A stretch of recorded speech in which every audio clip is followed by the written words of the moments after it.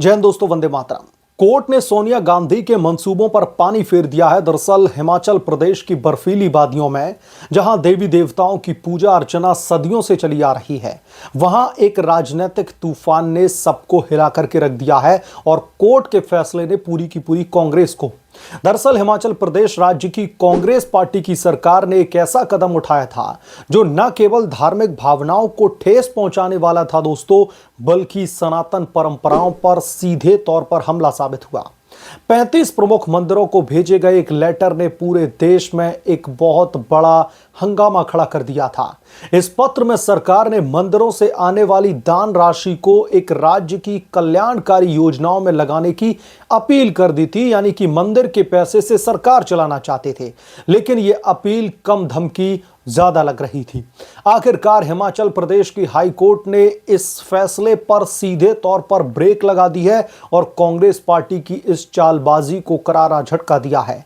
लेकिन सवाल उठता है कि क्या यह सिर्फ एक राज्य सरकार की गलती थी या फिर इसके पीछे कांग्रेस पार्टी की शीर्ष नेता सोनिया गांधी का हाथ था। दरअसल आप मुसलमानों से भी तो पैसे मांग सकते हैं सरकार चलाने के लिए। दोस्तों, हिमाचल के उन प्राचीन मंदिरों में जहां भक्त अपनी श्रद्धा से चढ़ावा चढ़ाते हैं, वहां से निकलने वाली संपत्ति तकरीबन 400 करोड़ रुपए की थी, जो सरकार अपने विकास के नाम पर हथियाने की फिराक में थी। सुक्खू सरकार ने ठीक यही करने की कोशिश की। लेटर में 2 योजनाओं का जिक्र था, एक आश्रय योजना और दूसरी सुख योजना। मजारों से भी आप पैसा मांग सकते हैं, मस्जिदों से भी मांग सकते हैं, लेकिन नहीं, मंदिरों की दान राशि को निवेश करने को कहा गया। सुनने में तो ये एक नेक इरादा लगता है। अनाथ बच्चों की शिक्षा, स्कूलों का रखरखाव, राज्य का समग्र विकास। लेकिन गहराई में उतरें तो पता चलेगा कि यह सिर्फ और एक पर्दा था। असली मकसद क्या था, जरा समझिए। हिंदू मंदिरों की संपत्ति को कमजोर करना, सनातन धर्म की जड़ों को खोखला करना। और इस पूरी साजिश के केंद्र में कौन? कांग्रेस पार्टी की पूर्व अध्यक्ष और कर्ता धर्ता सोनिया गांधी। रिपोर्ट्स बताती हैं कि सोनिया गांधी हिमाचल सरकार से लगातार संपर्क में थी और यह फैसला उनके सीधे निर्देश पर लिया गया था। सोनिया गांधी ने कथित तौर पर कहा कि वो मंदिरों में पड़ी ये संपत्ति सिर्फ एक धर्म को फायदा पहुंचा रही है, जबकि इसे पूरे राज्य के लिए इस्तेमाल किया जाना चाहिए। क्या सोनिया गांधी मस्जिदों से पैसे ले सकती हैं? मजारों से पैसे उठा करके क्या स्कूल और मेडिकल अच्छा करवा सकती हैं? नहीं। क्या खूबसूरत तर्क देती हैं सोनिया गांधी, मानो हिंदू भक्तों को चढ़ावा सिर्फ बेकार पड़ा धन हो जो कांग्रेस पार्टी की जेब में जाकर के सार्वजनिक हित बन जाएगा। लेकिन सच्चाई यह है कि यह संपत्ति हिंदू परंपराओं, पूजा पाठ और संस्कृति के संरक्षण के लिए है। सोनिया गांधी की यह समावेशी सोच कितनी हास्यास्पद है दोस्तों। एक तरफ हिंदू मंदिरों को लूटो, दूसरी तरफ अन्य धर्मों की संपत्ति पर चुप्पी साध करके बैठ जाओ। क्या यह सेक्युलरिज्म का नया अवतार है, जहां हिंदू ही हमेशा निशाने पर रहते हैं? सोनिया गांधी को राजनीति की महारानी कहा जाता है, लेकिन उनकी नीतियां अक्सर राजसी अहंकार को याद दिलाती हैं।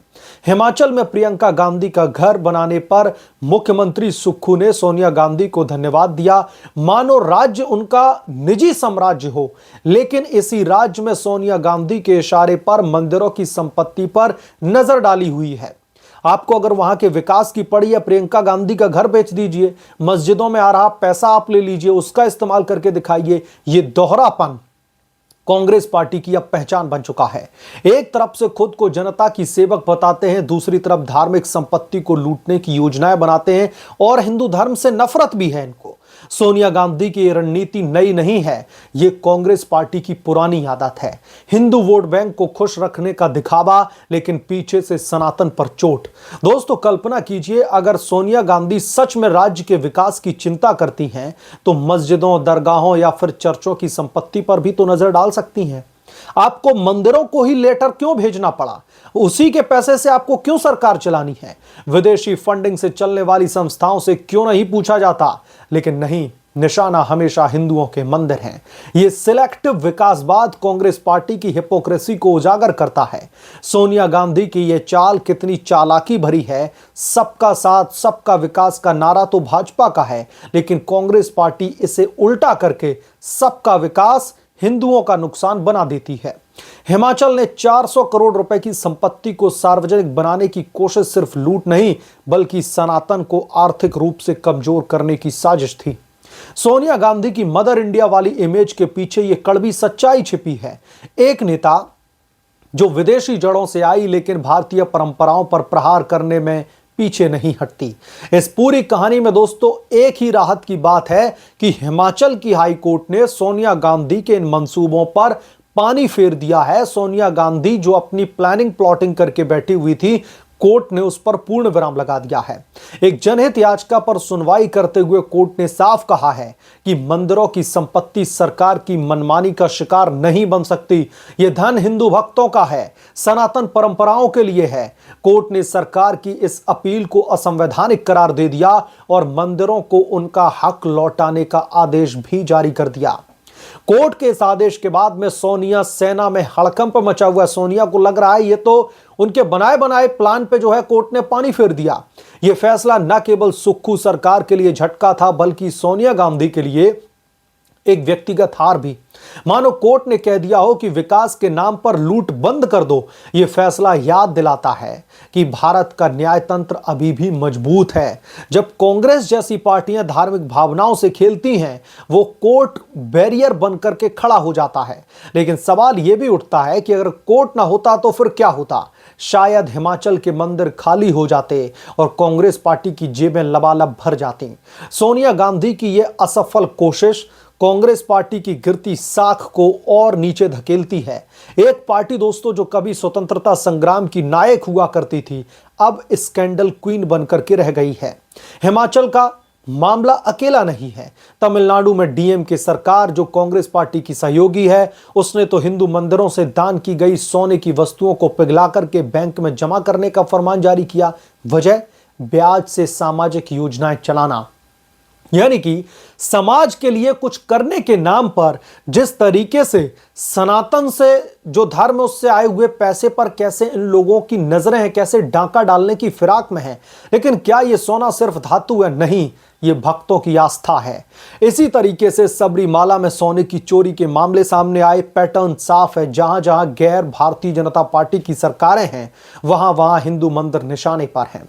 मस्जिदों या फिर चर्चों पर ऐसी कार्रवाई क्यों नहीं होती? क्योंकि कांग्रेस पार्टी और उसकी सहयोगी पार्टियां जानती हैं कि सनातन को कमजोर करने का सबसे आसान तरीका उसकी आर्थिक रीढ़ को तोड़ना है। मिशनरीज और अन्य लोबिया स्कूल कॉलेजों में फंडिंग जुटाती है, बड़े बड़े चर्च बनवाती है, लेकिन हिंदू मंदिर ही क्यों? उन्हें लूटो, कमजोर करो ताकि परंपराएं खुद ब खुद मिट जाएं। अयोध्या में राम मंदिर दान से बना, सरकार के पैसे से नहीं। अगर मंदिरों का धन चला गया तो सनातन कैसे बचेगा? आप लोग समझिए कि आपको एक तरफ तो सनातन से इतनी प्रॉब्लम है, दूसरी तरफ उसी सनातन के पैसे का इस्तेमाल करके अपनी सरकार की साख को बचाना चाहते हो। राहुल गांधी की यह रणनीति कांग्रेस पार्टी की एंटी हिंदू एजेंडे को उजागर करती है। एक पार्टी जो वोट के लिए मंदिर जाती है लेकिन सत्ता में आकर के उन्हें लूटने का काम शुरू कर देती है। यह कितना आयरॉनिक है। सोनिया गांधी जो खुद को त्याग की मूर्ति कहती हैं, लेकिन हिंदू संपत्ति पर त्याग की उम्मीद नहीं करती। हिमाचल का दोस्तों ये प्रकरण कांग्रेस पार्टी के लिए एक सबक है। धार्मिक भावनाओं से खेलना महंगा पड़ सकता है। सोनिया गांधी की विकास वाली चाल अब पूरी तरीके से नाकाम हो चुकी है और कोर्ट ने सनातन की रक्षा के लिए ये एक बड़ा फरमान जारी कर दिया है। लेकिन ये लड़ाई खत्म नहीं हुई है। देश भर में ऐसी साजिशें चल रही हैं और हिंदू समाज को जागरूक रहना होगा। कांग्रेस पार्टी की दोस्तों ये दोहरी नीति बाहर से सेक्युलर तो लगती है लेकिन अंदर से एंटी हिंदू है, इस बात से इंकार नहीं किया जा सकता। अब छिप नहीं सकता ये किसी से, क्योंकि अब सब कुछ निकलकर सामने आ रहा है। सोनिया गांधी की महारानी वाली छवि अब धूमिल हो चुकी है। वो एक ऐसी नेता बन चुकी है जो भारतीय परंपराओं को विदेशी नजरिए से देखती हैं। आखिर जब तक न्यायतंत्र मजबूत है, सनातन बचा रहेगा। वो बात अलग है कि सोनिया सेना की तरफ से, कांग्रेस पार्टी की तरफ से बार बार ऐसी नाकाम कोशिशें की जाती रहेंगी। बार बार मंदिरों के पैसों को कैसे अपना बनाया जाए, कैसे सनातन के पैसों से सरकारें चलाई जाएं, कैसे लोगों को बेवकूफ बनाया जाए कि हम इस पैसे से शिक्षा व्यवस्था, रोजगार देंगे, मेडिकल हेल्थ सिस्टम जो है उसको ठीक कर देंगे, जो है प्रदेश में जाकर के विकास करेंगे, अच्छी सड़कें बनाएंगे। लेकिन यहां पर सवाल यही उठता है कि हर बार निशाने पर मंदिर ही क्यों है? हर बार निशाने पर मंदिर का जो फंड है, जो मंदिर में चढ़ावा आता है, जो मंदिर का पैसा है, उस पर ही आपकी नजर क्यों है? और भी कई सारे धार्मिक स्थल हैं, आप हिम्मत जुटाइए, वहां से पैसा लेकर के सरकार चलाइए। अगर आपकी सरकार वाकई ही बैंक करप्ट हो चुकी है, आपके पास में फूटी कौड़ी नहीं बची है सरकार चलाने के लिए, तो फिर सरकार का जो राज्य कोषी है जिसमें भर भर के पैसा रखा रहता है, वो कहां चला गया, किसकी जेब में चला गया? अगर आपसे सरकार नहीं चल रही है तो फिर आप हिमाचल प्रदेश की जो कांग्रेस पार्टी है, सुक्खू साहब इस्तीफा दे दें। तो कुल मिलाकर के सोनिया गांधी के इन मंसूबों पर हिमाचल की हाई कोर्ट ने एक तरीके से पानी फेर दिया है। बहरहाल आप क्या सोचते हैं इसके बारे में, आपकी क्या राय है, कमेंट करके जरूर बताएं। जल्द मिलूंगा किस दूसरे बड़े अपडेट के साथ में, तब तक के लिए धन्यवाद। अगर आप लोग चैनल पर नए हैं तो प्लीज चैनल को सब्सक्राइब कर लें, साइड बने बेल आइकन को जरूर प्रेस करें, ताकि जब भी मैं कोई नया अपडेट लेकर के आऊं, कोई नई वीडियो रिलीज करूं, तो इसकी जानकारी नोटिफिकेशन के जरिए सबसे पहले आपको मिले।